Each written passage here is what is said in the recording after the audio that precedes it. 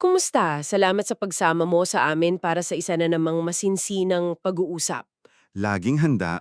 Ngayon, itong mga source na dala mo parang isang malaking cosmic mystery. May tanong tayo na medyo malalim. Oo, at napaka-fundamental. Ito yung tanong, bakit hindi pwedeng isang anghel ang maging alay para tubusin ng kasalanan ng tao? At yung mga teksto, parang apat na piraso ng isang komplikadong puzzle. Apat na pangunahing argumento. Tama. So ang misyon natin ngayon, himayin natin yung apat na yan. Pagtagpi-tagpiin natin para makita natin yung buong larawan. Sige, simulan na nating busisiin to. Game. Okay, unang peraso. Medyo mabigat to agad ha. Sinasabi dito na ang unang persona ng Diyos, sabihin na nating ang Ama, hindi raw direktang nagmamahal sa mga nilalang. Medyo shocking pakinggan yan sa una. Oo, kasi ang tanging direktang minamahal daw niya ay ang ikalawang persona o yung anak. Tayo, yung mga nilalang dumadaan pa raw sa anak, yung pag-ibig, kakaiba no? Payo ba yung logic dyan? Ang konsepto kasi dyan, umiikot sa ideya ng pagpapatunay ng pag-ibig. Isipin mo, kung ang Diyos ay pag-ibig, paano niya ito mapapatunayan sa paraang, hindi na mapag-alinlanganan? Okay? Sinasabi ng source na kung isang nilalang kahit pasabihin nating pinakamataas na anghel, ang isinakripisyo para sa isa pang nilalang, kay Adan. Oo. Hindi nito mapapatunayan ang pag-ibig ng Diyos mismo. Para sa isang nanlilikha, parang nagbigay ka lang ng isang bagay na pag-aari mo. Okay. Teka, parang ganito ba yan? Kung may nagkasala sa akin, tapos para mapatawad ko siya, ang pilarusahan ko yung alaga kong aso? Mahal ko yung aso, pero hindi ako yung direktang nasaktan. Ganun ba yung idea? Medyo off yung dating. Eksakto! Yan ang tamang salita. Off. At mas malalim pa dyan. Kasi ayon sa mga teksto, pwede pa yang magdulot ng matinding kalituhan. Kalituhan saan? Sa mga anghel? Oo, isipin mo yung eksena, makikita ng buong sansinukop na ang isang matuwid na Diyos ay pumapatay ng isang matuwid na anghel para iligtas ang isang nagkasalang tao. Anong mensahe nun? Parang ang dating, okay lang pala isakripisyo ang inosente para sa may sala. Tama, magkakaroon sila ng baluktot na pagkaunawa sa karakter ng Diyos. Kaya ang konklusyon dyan sa unang punto, malinaw. Para mapatunayan ng Diyos ang kanyang sukdulang pag-ibig, dapat siya mismo ang magsakripisyo. Walang pwedeng proxy. Okay, gets ko mayan. So, tungkol sa source ng sakripisyo yung una, dapat galing sa Diyos. Ngayon, sige, sabihin natin isang tabi muna natin yan. Ipagpalagay natin okay lang na nilalang para sa nilalang. Sige. Ang susunod na tanong ay tungkol naman sa kalidad ng alay. Dito papasok yung ikalawang punto na para sa akin ito yung pinakanakagulat. Ano yun? Ito yung part na parang sumabog isip ko. Akala ko ba ang mga anghel ang standard ng perfection? Pero sabi dito, hindi raw sila garantisadong hindi magkakasala, na yung free will nila ay hindi pa kumpleto. Oo, yan yung termino, hindi kompleto. Anong ibig sabihin nun? Parang may depekto sila? Paano yun? Hindi namang depekto na parang sila'y masama. Ang ibig sabihin ng hindi kompleto, ayon sa logic ng source, ay hindi pa ganap ang kanilang katiyakan. Meron pa silang mga, agam-agam, mga tanong. Isipin mo sila na parang perfectong estudyante sa isang classroom pero hindi pa tapos yung lecture ng professor. Alam nila yung rules pero hindi pa nila nakikita yung pinaka-ultimate application. At ano yung graduation nila? Ang graduation daw nila o yung pagiging kumpleto ng free will nila, mangyayari lang kapag nasaksihan na nila yung sukdulang pagpapakita ng pag-ibig at katarunganan ng Diyos Sa krus. sa krus at sa pagkabuhay na muli. Wow! So parang kahit sila, naghihintay ng pruweba? Na yung mga utos ng Diyos ay hindi lang basta rules kundi nakabase sa isang mas malalim na katotohanan. At yung pruweba, dito sa lupa mangyayari. Grabe! Yan ang sinasabi ng teksto. Dahil sa incompleteness na yan, bago ang krus, itinuturing silang hindi matatag. At dito ngayon, pumapasok yung logic ng alay. Paano? Paano magiging pambasyad sala ang isang nilalang na theoretically, posible pa ring magkasala o magalinglangan sa hinaharap? Ang alay dapat perpekto, walang kapintasan. At yung potensyal na magkasala, ay isang kapintasan na. Sa kontekstong ito, oo, yung mismong potensyal na magduda ay isang uri na ng kapintasan. Hindi yun uubra bilang panghuling kabayaran. Okay, malinaw. So, una, ganing sa Diyos. Pangalawa, dapat perpektong matatag. Ngayon, itong pangatlong piraso, ito ay tungkol naman sa presyo o halaga. Tama, ang value. Dito pumapasok yung analogy sa utang, 'di ba?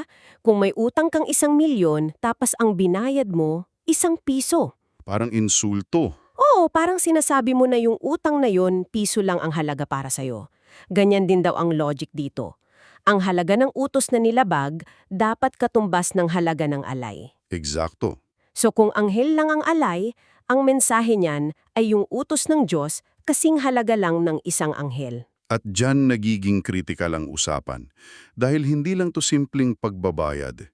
Ang pinag-uusapan dito ay ang pagtatatag ng halaga ng batas ng Diyos para sa buong kawalang hanggan. Teka, pero hindi ba pwedeng isipin na sige, isang arkanghel, yung pinakamataas, hindi ba sapat na ang halaga nun? Malaking bagay na yon, di ba? Bakit kailangang umabot sa level ng Diyos mismo? Ano ba yung delikado doon? Ang delikado dun ay ang pagtatakda ng maling presyo.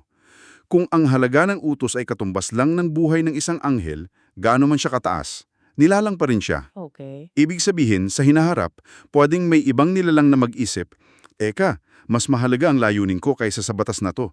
Kung ang presyo lang naman ay buhay ng kapwa ko nilalang, baka kayanin kong bayaran. At nagbubukas ng pinto sa pagmamaliit sa batas? Oo.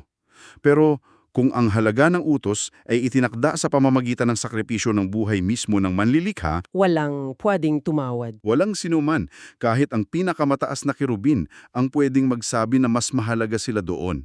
Itinatakda nito ang isang absolute standard. Ang mensahe, ang paglabag sa utos ay kasing bigat ng pagpatay sa inyong Diyos. Grabe, ang bigat. So, yung presyo hindi lang pambayad, kundi isang statement. Isang permanent na price tag. Gets? Okay, so naapektuhan ng Diyos, anghel, at batas. Itong huli, bumabalik na tayo sa bida ng istorya. Ang tao. Oo, ang pagkakaiba ng tao at anghel. Sabi sa source, ang malaking pagkakaiba ay yung pagnanasan ng laman. Kasi yung katawan ni Adan gawa sa lupa na isinumpa, kaya nagkaroon ng tinig at dawag. Yung mga internal na laban. Nawala sa mga anghel bilang mga espiritu. Tama.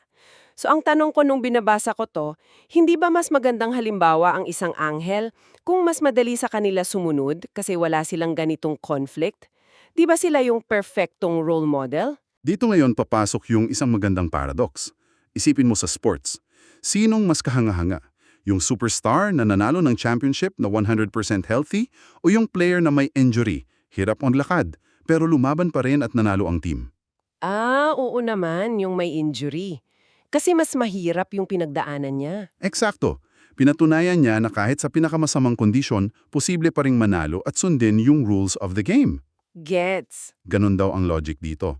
Dahil nga mas mahirap para kay Adan sumunod, ang isang matagumpay na halimbawa ng pagsunod sa katawang yon ang nagiging pinakamatibay na patunay na ang utos ng Diyos ay makatwiran at kayang sundin. Kahit sa pinakamahirap na kalagayan. Oo, kahit sa worst case scenario, ang punto ay hindi lang pagsunod, kundi patunayan na posible ang pagsunod. At si Adan ang worst case scenario. So kung may magpapakita ng perpektong pagsunod, dapat gawin niya yun habang nasa kalagayan ni Adan. May katawang tao, may tuksok, may kahinaan. At yan mismo ang sinasabi ng source na plano ng ikalawang persona, ang magkatawang tao. Pero may isa pang layer dyan. Ano pa yun? Hindi lang tutungkol sa mechanical na pagsunod, ang tunay na pagsunod daw galing sa pag-ibig. At paano mauunawaan ang pag-ibig ng Diyos? Sa pamamagitan ng kanyang sakripisyo. Yung kadena. Oo, parang kadena yan. Yung sakripisyo ang nagbubukas ng pagkaunawa sa pag-ibig. Yung kam-ibig ang nagiging motivasyon sa pagsunod. Kung walang sakripisyo, walang malalim na pag-unawa sa pag-ibig. At kung walang pag-ibig, walang tunay na pagsunod. Okay, so pinagsama-sama na natin yung 4 na piraso. Nariyan yung pagpapatunay ng pag-ibig, Yung kalidad ng alay, yung halaga ng batas, at yung perpektong halimbama. So, ano ngayon yung buong larawan na nabuo? Ang nabubuong larawan, kung titingnan mo, ay hindi lang to apat na magkakaiwalay na rason. Para siyang isang malaking design problem. Design problem, yan ang magandang term. Oo, kailangan man ng isang solusyon, isang kilos lang na sabay-sabay na magagawa ang lahat ng ito. Kailangan mong una, patunayan ang pag-ibig. Pangalawa, magtakda ng cosmic price tag sa batas. Pangatlo, magbigay ng perpektong ehemplo sa gitna ng kahinaan. At pang-apat, turuan at gawin perpeto yung mga anghel nang hindi sila idinadamay sa gulo. Isang solusyon para sa apat na problema. Wow! Oo, at kapag tiningnan mo lahat ng requirements na yan, ayon sa logic ng mga tekstong to, iisa lang ang posibleng sagot. Ano yon? Ang Diyos mismo na nagkatawang tao, na namuhay bilang tao, at namatay bilang alay. Kung anghel lang ang alay, sasagutin niya ang isa, pero babagsak sa tatlo. Kung tao lang, sasagot sa iba, pero babagsak pa rin sa iba. Taming ang Diyos na naging tao ang nakakatugon sa lahat. Eksakto. Siya lang ang nakakatugon sa lahat ng kondisyon ng design problem na ito. So, ang kabuuan pala ng lahat ng ito batay sa mga source mo ay ang dahilan kung bakit hindi anghel ang pwedeng maging alay ay dahil sa isang napaka-eleganteng disenyo. Kailangan ng solusyon na perpektong sumasagot sa problema ng pag-ibig, kalidad, halaga at halimbawa.